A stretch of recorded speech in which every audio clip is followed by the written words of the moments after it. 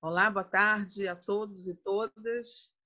Eu sou Regina Zappa, estou aqui na Estação Sabiá, na TV 247, e hoje a gente vai conversar com Pedro Braga Leitão, que é designer autoral, é também professor, e ele vai explicar para a gente o que está sendo feito nessa área de design, em parceria com outras áreas, para ajudar no combate ao coronavírus. Boa tarde, Pedro.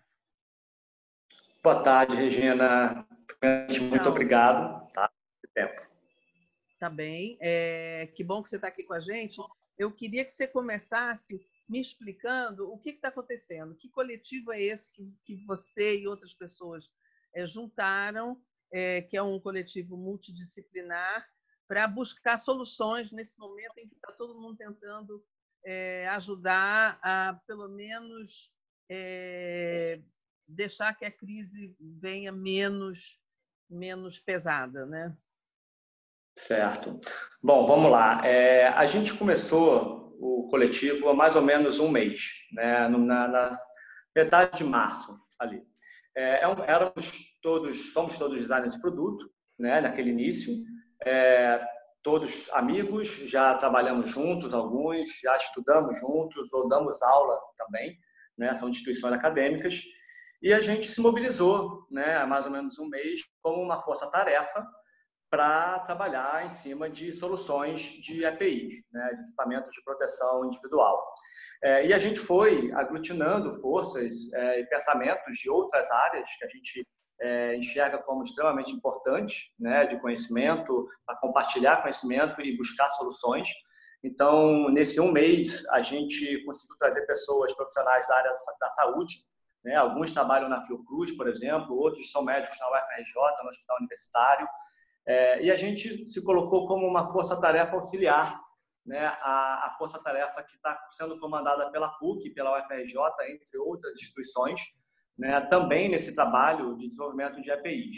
Então, a gente está dando um auxílio para eles, ajudando na vazão, né? Porque é muita demanda, é uma demanda a toque de caixa, e a gente tem que buscar essas soluções. Então, a gente fica como um auxílio para eles, né? Nesse desenvolvimento. E com isso a gente conseguiu aglutinar uma turma de conhecimento muito multidisciplinar, muito grande, que vai de médicos a biólogos, a engenheiros, né? Tem jornalistas e publicitários também, além dos designers que foram o início. E aí vocês como designers, como é que vocês fazem? Vocês têm uma reunião, ou cada um dá uma ideia? Vocês fazem a parte a criativa, quer dizer, vocês fazem a parte de execução daquela ideia, por exemplo, de um médico ou de um biólogo, e aí vocês desenham. Como é que funciona a dinâmica entre vocês? Perfeito. Então, a gente começou, né, com equipamentos mais simples e que são de extrema necessidade, como os visores, os face shields, né, que eles usam na frente da máscara, e as próprias máscaras, inicialmente buscando uma solução a N95, que está em escassez no mundo, né, e também máscaras de tecido, porque o nosso foco não é unicamente a frente hospitalar, né, essa é a principal. Mas a gente tem uma preocupação muito grande também com outros grupos de risco, como comunidades, né, e também serviços essenciais. E tem muitos desses EPIs que são mais direcionados e podem ser trabalhados nesses grupos de risco e não unicamente na frente hospitalar. Então, a gente começou com esses equipamentos mais simples, né, com um pensamento mais de designer, e dentro do grupo dos próprios designers, tem designers que são pós-doutorados, tem designers que já têm toda uma linha de pesquisa de materiais que são grandes conhecedores, né, e que podem transmitir muitos conhecimentos e muitas soluções disruptivas, né, em relação ao senso comum e o que a gente acharia o mais convencional de você seguir. E com isso a gente foi crescendo com equipamentos mais complexos, né, e que também já demandam um time e um olhar de médicos, de profissionais da saúde, ou biólogos, infectologistas, e que vão ser olhares e conhecimentos extremamente importantes para esses EPIs mais complexos. E aí eu estou falando de, por exemplo, a gente está trabalhando numa caixa de intubação e extubação, né? O nome caixa não seria o nome apropriado, mas até o momento a gente vem usando ele, né, justamente para um procedimento cirúrgico, no momento que você vai entubar o paciente, que é um momento arriscado para o profissional da saúde, por conta dos aerossóis que são soltados pelo paciente nesse procedimento, né? Então, é como se fosse uma terceira barreira de proteção, né, além da máscara N95, além do face shield, do visor, né, tudo para a gente conseguir manter esses profissionais na frente o maior tempo possível, né? Então, esse é um exemplo entre outros. Mas esse exemplo, antes que você continue, depois você continua me explicando, esse exemplo, por exemplo, dessa caixa, esse instrumento já existia e vocês transformaram ele ou vocês inventaram essa terceira proteção? Esse EPI, né, ele já é um instrumento que está sendo desenvolvido nesse momento. Tá? Eu acho que não só o Brasil, né, mas como o mundo inteiro está passando por frentes de trabalho voluntárias ou também de pesquisa das instituições em maneiras de combater essa pandemia, em maneira de combater o grande índice de contágio que esse vírus representa, né? Então, essa caixa, por exemplo, ela tá, até onde o conhecimento que eu tive, né, ela está sendo desenvolvida nesse momento por conta desse contexto. Mas não somente nós aqui do Design Antivírus, né, que é o nome do nosso coletivo, não somente nós estamos elaborando esse mecanismo. A gente já está trocando com o pessoal de São Paulo, com o pessoal da USP, por exemplo, né, com outros médicos que estão vendo soluções similares. E a gente, nesse caso, vem buscando adequações, né? Eu acho que isso é um ponto importante de ser sempre colocado, que a gente não pretende inventar a roda, né? A gente pretende buscar soluções que foram muito bem satisfatórias em outras regiões, foram positivas, e a gente trazer para cá e sempre buscar adequações, sempre buscar melhorias, né? Tanto para a nossa realidade, como também para o nosso campo industrial, né? Daí soluções disruptivas na busca de outros materiais, por exemplo. Tá? Então, essa caixa é mais ou menos um exemplo dessa troca global de uma rede de informação. Tá? Quer dizer, na verdade, em relação a isso, o que vocês fazem é desenhar novamente para que possa ser executado, possa ser fabricado aqui, porque não existe essa fabricação no Brasil, alguma coisa assim? Sim. Algumas vezes é exatamente esse caminho, né? Por exemplo, os face shields. Né? O face shield começou com uma produção com a PUC e a UFRJ, né? Que foi até bem noticiada com as impressoras 3D, né? Dentro de um arquivo que era um open source global, que estava sendo utilizado no mundo todo, né? Então, um dos professores da PUC, que é o João Vitor, que é um grande parceiro também, vem comandando essa linha de frente, né? E a gente ali teve já um retorno muito satisfatório, só que a gente sabe que temos limitações de produtividade e a gente precisa buscar outros processos em paralelo para a gente conseguir aumentar essa produtividade e atender a demanda, que nesse momento é muito grande. Então, a gente também buscou adequações de processo produtivo e isso conta com redesenho de peça, né? Então, nesse momento, o Design Antivírus, a gente está com a produção desses face shields, não em impressora 3D, mas em faca de corte, usando gráfica. É um processo, curiosamente, super simples, né? E não de custo alto de investimento, e a gente consegue ganhar de maneira exponencial, né, nessa produção. Então, o face shield é um exemplo de adequação de produto para algo que já existia e a gente está redesenhando, né? Mas há outros exemplos no qual a gente está desenhando do zero aqui. Tá? A gente está desenvolvendo nesse momento com o grupo, conforme foi ganhando ramificação, capilaridade de projetos, a gente foi se desmembrando em grupos de trabalho, né? E cada grupo de trabalho pegando um EPI, e a gente tem um grupo gestor que fica com esse olhar macro de tudo. E a gente se reúne praticamente todo dia ou de 2 em 2 dias, né, para ter uma atualização de todas as frentes. Um desses EPIs que está sendo prototipado nesse momento é uma caixa de reesterilização, para a gente reutilizar as máscaras N95, né, porque elas acabam sendo descartadas por conta de ficarem altamente contaminadas dentro do ambiente hospitalar, né? Então, essa caixa tem a função de reesterilizar essas máscaras. E esse é um projeto do zero. Quer dizer, quando você diz assim que vocês têm vários grupos, isso dentro do coletivo Design Antivírus, que é o seu coletivo, né? Chama Design Antivírus. E vocês criaram assim logo que começou essa pandemia, logo que a gente começou a ficar em quarentena. Agora, como é que vocês, essa parceria, como é que funciona com outros grupos que não são grupos de design? Ótimo. A gente começou, né, exatamente quando começou a quarentena, foi basicamente uma mesma linha temporal. A gente se divide, sim, em grupos de trabalho, né, o design antivírus, cada um pegando essas frentes, e com um grupo de gestão e um grupo de comunicação, mas a gente vem mantendo um contato de rede, né, isso é um outro ganho também tremendo, com várias outras instituições, né, e que a gente sabe que são instituições que podem acrescentar, né, no que a gente vem desenvolvendo, e, em paralelo, a gente pode também atender e responder a certas demandas dessas instituições. Então, por exemplo, o próprio grupo, né, da PUC, o FRJ, INT, que é uma outra frente de trabalho que está muito grande e que é praticamente até a frente principal, a gente vem trabalhando em conjunto com eles, trocando informação, né, trocando, para a gente não ter atravessamento também, de fazer a mesma frente de maneira desnecessária, a gente ter uma coordenação no qual a gente não se atropele, isso é muito importante. E a gente vem também buscando essa rede com outras instituições que podem trabalhar as comunidades e outros grupos de risco. Então, a gente começou um contato agora, né, que a gente pretende trabalhar mais com a CUFA, né, a Central Única das Favelas.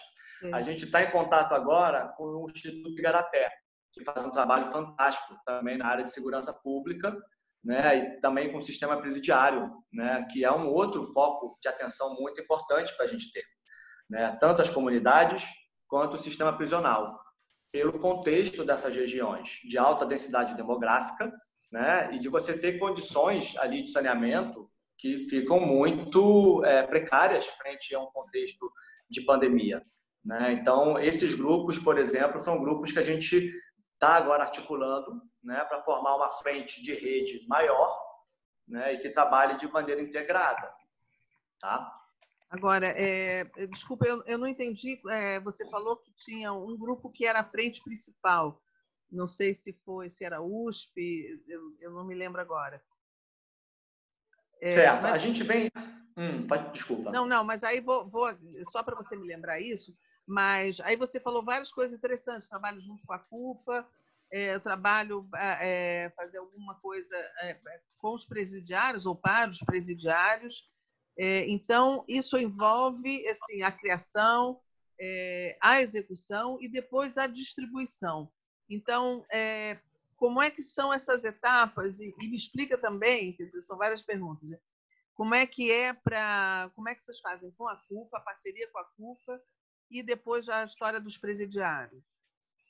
Tá. Bom, começando pela questão da frente principal, né? Eu considero, né, dentro de todas essas mobilizações que a gente vem assistindo e participando, aqui no Rio de Janeiro, no estado do Rio, eu enxergo essa frente formada pela PUC, pela UFRJ, com o Hospital Universitário, com toda a equipe, né, de médicos e profissionais da saúde que eles têm, que estão, né, participativos nesse levante.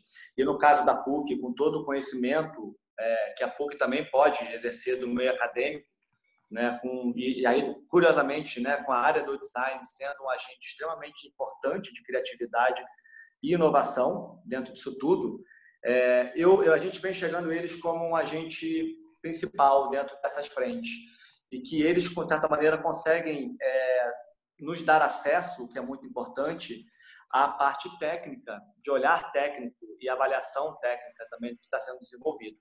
Tá? Então, a gente fica como um grupo de apoio também a eles e, no nosso caso, a gente está dando capilaridade aos outros grupos de risco, né? Enquanto eles conseguem trabalhar muito fronte da saúde hospitalar, a gente dá suporte nesse e a gente vem buscando também um olhar sobre outros grupos de risco, de serviços essenciais à comunidade.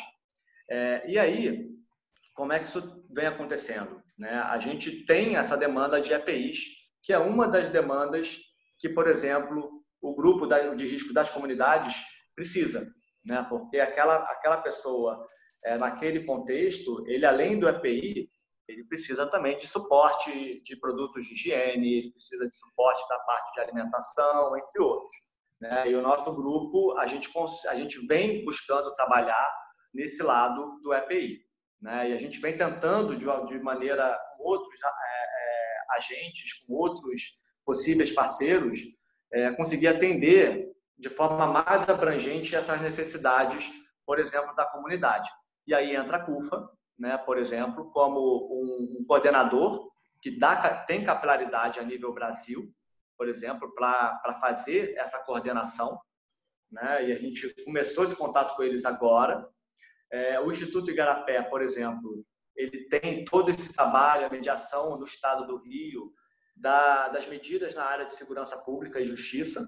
Então, isso envolve a Polícia Militar, isso envolve a Polícia Civil, isso envolve os bombeiros, isso envolve todo o corpo de peritos, o que é um outro agente de serviços essenciais importantíssimo nesse momento, para analisar causas de morte, e esse profissional está numa situação de risco grande de contaminação. E no caso do sistema presidiário, você tem tanto os agentes penitenciários, que também é um fator muito importante, tanto dele não ser um vetor de levar o vírus para dentro de um presídio, como ele também não ser um vetor de sair de lá com o vírus, né? E então esse profissional tem que estar com EPI também, e o próprio detento, o próprio presidiário, ele precisa ter também uma condição ali dentro, né, de equipamento de proteção individual, como máscaras, que pode evitar uma tragédia ali dentro, né? A gente tem aqui no Brasil índices de tuberculose que são enormes, né? Tanto dentro do sistema presidiário como dentro de comunidades, de algumas comunidades, né? Então isso pode ser um fator agravante pesado, né? E por isso um olhar importante.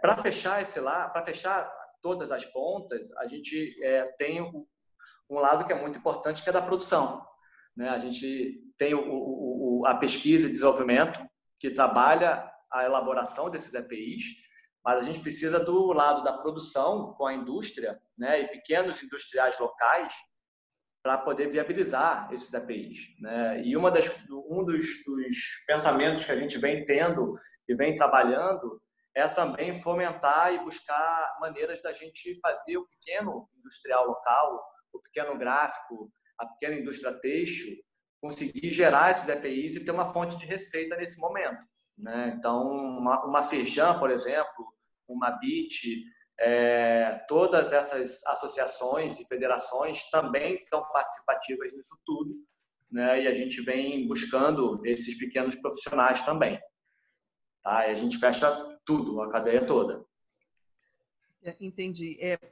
Essa iniciativa foi uma iniciativa de vocês, né, de cada coletivo desse, mas vocês têm procurado ou conseguiram algum tipo de apoio do Estado, da Prefeitura, para vocês, enfim, para incrementar isso, para, por exemplo, ter uma grande fábrica que possa fabricar os projetos que vocês estão idealizando, criando? Sim, né? A gente, como é que eu posso colocar? A gente tudo está acontecendo de uma maneira tão a toque de caixa, tão rápido, que a gente está tendo que tocar várias frentes em paralelo, né? A gente deu uma prioridade inicial que era, assim, era condição para o resto acontecer, né? Que era o desenvolvimento, pesquisa e desenvolvimento desses EPIs. A partir disso sendo viável, a gente consegue saber qual material, a gente consegue saber qual é o custo, para a gente ter um mínimo, né, de uma planilha para saber qual é a grandeza de valores e de demanda que a gente vai estar trabalhando, né? E a partir disso a gente começou a buscar fontes.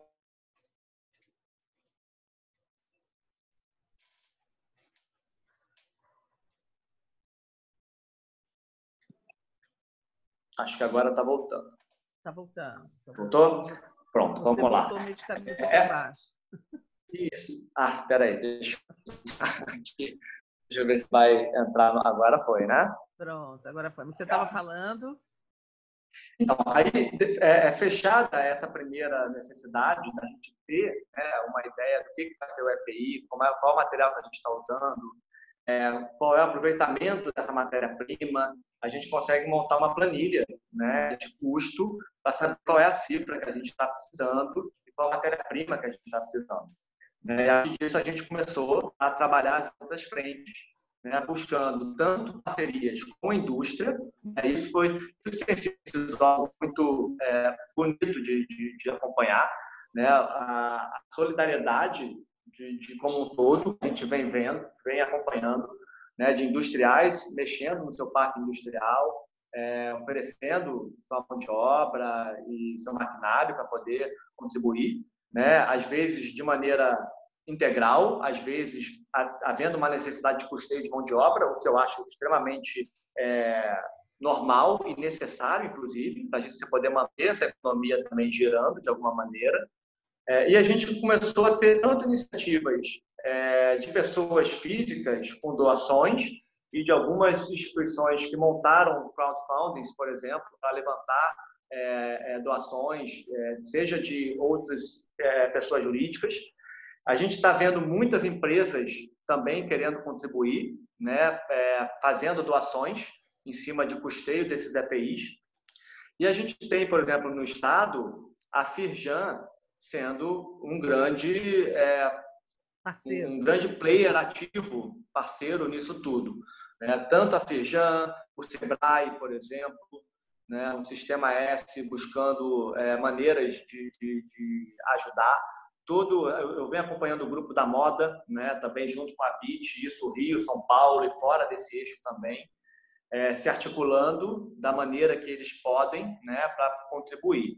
Então, assim, eu tô vendo uma força-tarefa e muitos braços solícitos e contribuindo nisso tudo, né? O que tem sido muito positivo e gratificante também. É tão bom ver vocês, todo mundo se juntando nesse momento, né? Sendo solidário e fazendo parcerias importantes. Agora, eu tenho uma curiosidade, assim, como é que você, Pedro, estando em quarentena e as outras pessoas também, como é que vocês trabalham? E eu sei que também que tem um trabalho em 3D, e vocês também têm uma parte do coletivo, eu acho, que está desenvolvendo. Como é que é esse trabalho no dia a dia? Olha, a gente se dividiu também, a própria equipe de designers, em como cada um consegue dar o melhor, né, de si e das suas qualidades, das suas aptidões. Então, por exemplo, a gente tem um designer no grupo, né, que é o Pedro Zoller, que ele tem um conhecimento de materiais que é uma biblioteca de materiais, entendeu? Toda a pesquisa dele de vida, de doutorado em cima disso pensando materiais. Então, ele consegue pegar esse conhecimento dele e aplicar no dia a dia de trabalho na parte de protótipos, né? Na parte de sugestão de que materiais que a gente vai estudar, que materiais que a gente vai trabalhar. Isso em paralelo com um suporte também de médicos, né? De infectologistas, de pessoas que têm o conhecimento com esse tipo de demanda. Eu, nesse momento, no início do grupo, estava trabalhando mais com a prototipagem de alguns desses EPIs também, com a máscara. Eu fiz alguns protótipos de máscara aqui, e aí a gente utilizar os nossos materiais aqui de casa mesmo, né? Então, fazendo costura, eu fiz costura à mão, por exemplo, né? A gente buscou materiais disruptivos, né? Que a gente acredita que tinham similaridade de composição com a máscara cirúrgica, né, com a própria N95. Então, a gente vem trabalhando em cima disso. A gente, às vezes, vai no mercado e aí compra no mercado materiais que a gente sabe, produtos que a gente sabe que foram produzidos com esses materiais. Mas, por exemplo, eu, nesse momento, estou pegando mais a parte de gestão, né, porque eu tenho essa facilidade ou já esse costume de gestor. Até o final do ano passado, era coordenador acadêmico de conteúdo do Instituto Europeu de Design, né? Então, eu trabalhava, além da parte de conteúdo acadêmico, com a gestão de corpo docente, né? Então, isso te coloca tendo que trabalhar várias frentes ao mesmo tempo e coordenar vários ao mesmo tempo. Então, você ter uma certa facilidade de ter um olhar macro de tudo que está sendo feito é uma necessidade e é uma qualidade que eu consigo ter, né? Então, eu estou utilizando ela da forma mais assertiva possível, né? E o grupo, no seu dia a dia, vem fazendo isso, cada um pegando algumas necessidades. A gente geralmente tem reunião uma vez por dia, né? Hoje, então, de 2 em 2 dias. Eu, mais tarde, tenho reunião com o grupo de comunicação, por exemplo, né? Ontem a gente teve reunião do grupo de gestão, e aí é mais ou menos 1h30, 2 horas, às vezes, de reunião, para poder atualizar tudo.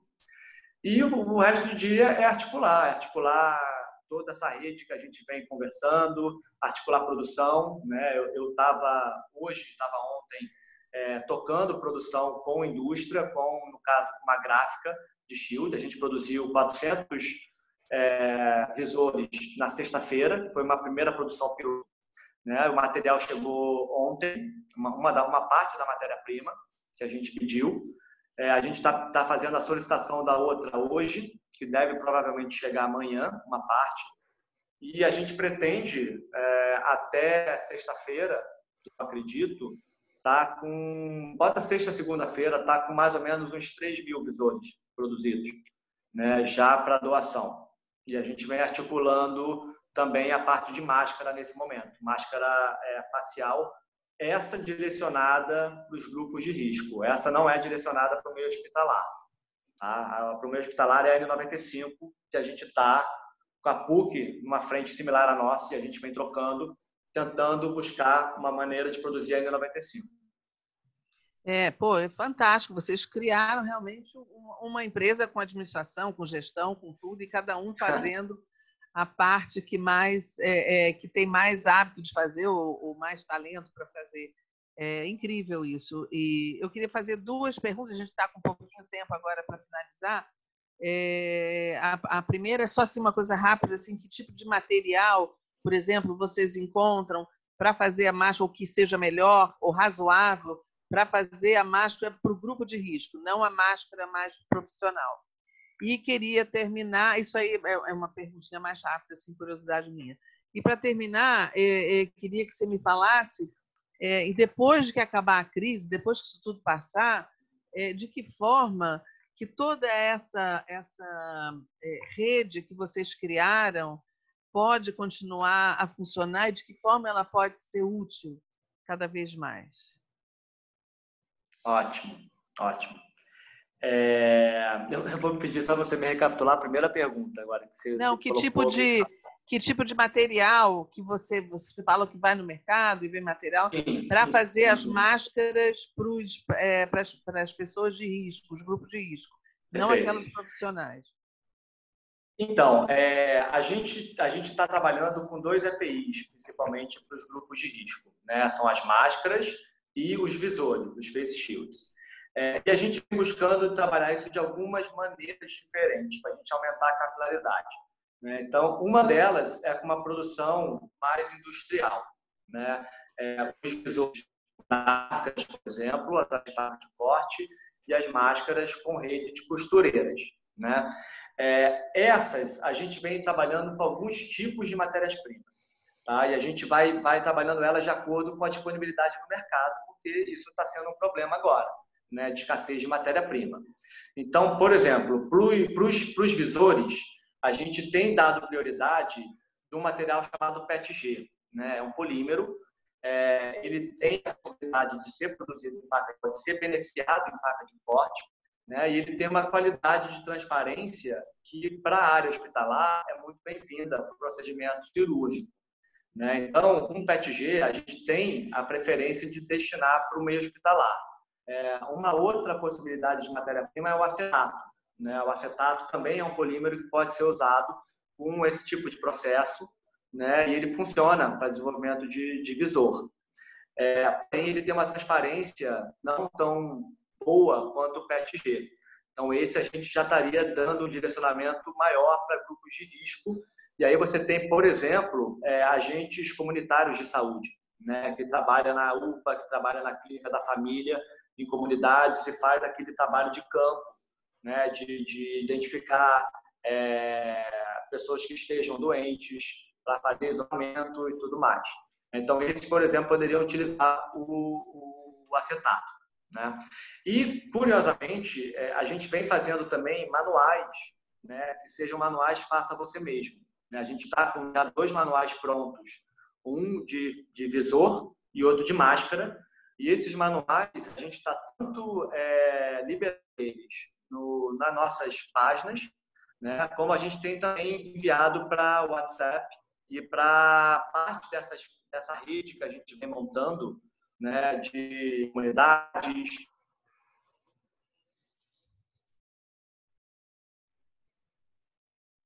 E acho que eu parei de te ouvir. Volta aí, Pedro. Voltamos? Voltamos. Né? Voltamos de cabeça de lado. Pronto. Não, vira ainda, está de lado ainda. Pronto, tá ótimo. Só vou virar de novo para poder apoiar o celular aqui, hein? Tá certo agora? Tá certo, tá certo. Mas, então, a gente vem desenvolvendo também esses tutoriais, né? E aí a gente tem um arquivo de PDF que a gente consegue liberar o acesso a ele. E ali você consegue ter maneiras de produzir esse API de formato faça você mesmo, utilizando os recursos que você tem na tua casa, né? E aí, por exemplo, do visor, a gente gerou um tutorial para ele ser feito utilizando uma garrafa PET de 2 litros, de qualquer refrigerante ou água, né? Então, a gente colocou um tutorial bem didático, né, direcionando onde você vai cortar, como você vai cortar, né, e que tipos de materiais você poderia usar além da garrafa PET para você fazer o elástico, para você fazer uma testeira, né? E com isso você consegue atingir, dar capilaridade a comunidades, né, e outros grupos de risco, a população de uma maneira geral, né? Quem quiser fazer na sua casa pode fazer, uma máscara de tecido também. E o ponto que também é importante ser colocado é que a gente, nessa rede toda, a gente vem trocando muito de forma interestadual também, né? Então, a gente vem se comunicando com o pessoal do Ceará, de Fortaleza, com o pessoal de São Paulo, com o pessoal, a gente já teve falando com o pessoal de Brasília também, né? Eu sou, além de designer autoral, eu sou conselheiro da ADP, que é a Associação de Designers de Produtos do Brasil, né? Então, eu estou em troca com eles, com a presidenta da ADP, que é uma amiga minha, que é a Natasha, né? Então, a gente vem falando também de disseminar isso tudo, né? A nossa intenção aqui é montar uma grande rede. E eu acho que, respondendo a tua segunda pergunta do pós-corona, né? Eu acho que assim, uma frase que eu passei ontem para o grupo, né, para a gestão do grupo, é justamente isso, gente. Depois dessa loucura toda que a gente está vivendo, tudo mudou, né? E o que a gente está produzindo aqui é de uma riqueza, assim, que não tem proporção, né? Não tem maneira de se quantificar. E eu acho que a última coisa que eu vou desejar é que a gente pare com essa troca, né? Então, a gente formar uma rede de conhecimento compartilhado, né, de soluções open source, eu acho que o mundo pede isso. Eu acho que uma das coisas boas que a gente tem que tentar tirar disso tudo é justamente o alerta que a gente está recebendo, né, dessa realidade, que, de certa maneira, a natureza está nos impondo, né? O vírus não deixa de ser parte dessa natureza, e que eu acho que é a lição que a gente tem que tirar, o humano, né, e como humanidade, é que a gente precisa repensar muito de modelo econômico, muito de modelo de consumo e de o quanto conhecimento compartilhado é algo que tem que ser impulsionado daqui para frente, né? É isso. Você tem toda a razão, Pedro. Eu acho fantástica essa iniciativa, essa estrutura que vocês criaram. E eu acho que você tem toda a razão, é isso mesmo. A gente está passando por um freio de arrumação aí na sociedade e nessa questão econômica, como o mundo funcionava. E eu acho que esse é um exemplo, um belíssimo exemplo de como a gente tem que trabalhar coletivamente e cada um trazer a sua experiência para uma iniciativa dessa, em vez de ficar competindo um com o outro. É muito mais produtivo se juntar as forças e fizer um trabalho como esse que vocês estão fazendo. E tomara que ele tenha longa vida e continue por muito tempo. E depois, se tiver novidades sobre o que vocês estão fazendo, a gente volta aqui para conversar com você novamente. Boa sorte, obrigada pelo trabalho. Quer dizer, a humanidade agradece esse tipo de exemplo. Tá bom? Eu que agradeço, Regina. Eu que agradeço a oportunidade da gente estar também externalizando isso tudo aqui através de vocês. Tá? Tá Muito bom, obrigado Pedro. também.